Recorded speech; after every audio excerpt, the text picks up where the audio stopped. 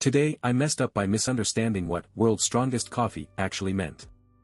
Okay, so technically this was on Monday, but definitely one of the biggest mistakes I've made in my life. So for context, I absolutely love really strong, dark coffee. There's a running joke amongst my friends that I drink jet fuel because I brew it so heavy. For whatever reason, that strong flavor psychologically gives me kind of a dopamine rush and wakes me up before the caffeine hits. Anyways, on Monday, I had a really important client meeting and my boss had flown into town for said meeting. So, I had to meet her at her hotel pretty early in the morning and it was across town. I had to get up way earlier than usual and was not having it that morning. Since I was not handling waking up early and kind of in a rush, I hurriedly made my coffee and made it strong. At the store, I had come across this coffee called Death Wish, which was coined as the world's strongest coffee at one point, so I cracked it open, gave the filter a heavy fill, and scurried away to do other morning tasks. I was really excited to try it. In my mind, strong was synonymous with the actual taste, not the caffeine content. For context, the company doesn't release the actual caffeine content, but tests show a 12-ounce cup ranges from 300 up to 750 milligrams depending on how you brew it. Judging by my not-so-light brewing habits, I'm sure that number was far closer to the 750. As I'm going about my morning, I'm hammering it down pretty quickly. Slightly disappointed, it was strong, but not what I was expecting out of world's strongest, but hey, whatever, it works.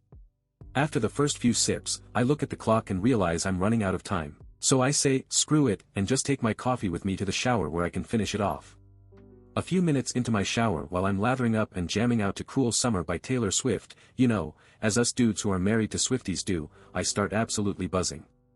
At first it was just kind of like that little tremble and I cracked it up to drinking coffee on an empty stomach. Over the next few minutes that feeling gradually increased, and I had the full-on shakes and felt hot. At this point I put 2 and 2 together. Strong equals caffeine content. A little concerned, I hop out of the shower, grabbed my phone, and googled the amount of caffeine and saw that 750 number. This sent me into a full-on caffeine-induced panic attack. First panic attack of my life. My legs gave out from the shakes and my heart was pounding while I laid in the fetal position on the ground trying to chill myself out. I thought I was having an actual heart attack. At the time, there was a little bit of irony in my mind that as a guy in my late 20s who powerlifts and works out 5 days a week, my cause of death would be via heart attack caused by more or less shotgunning 750 milligrams of caffeine. Not the way I thought I'd go, but I accepted my fate in that moment. I called for my wife, who was extremely confused, very concerned, and her being frantic about me being frantic made me feel worse.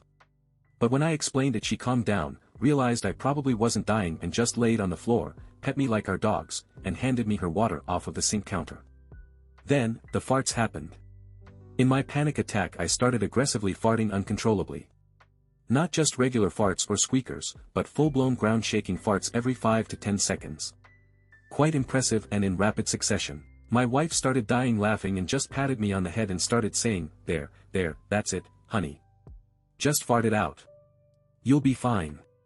I'm glad she got some enjoyment out of it because I was not having a great time laying there naked and still wet on the bathroom floor in the fetal position, farting uncontrollably and shaking.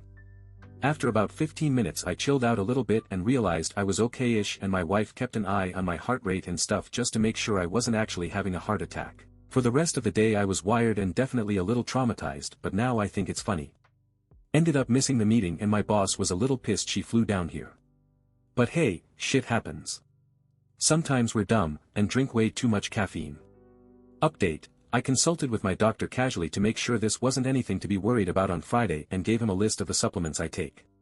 Turns out, one of the supplements I take over the counter is for muscle pumps, nitric oxide boosters, before workouts. It's meant to expand your blood vessels and increase blood flow. Its normal dosage is a major component within blood pressure medications, used for certain diabetics, and most notably in ED medications. But, a side effect of expanded vessels from this is sensitivity to substances within 24 hours of use, and specifically caffeine and alcohol, especially in high intake situations, and can be dangerous. Explains a lot. So, any of my workout folks who take NO, arginine, beetroot, or ED medication, this is apparently a side effect of that.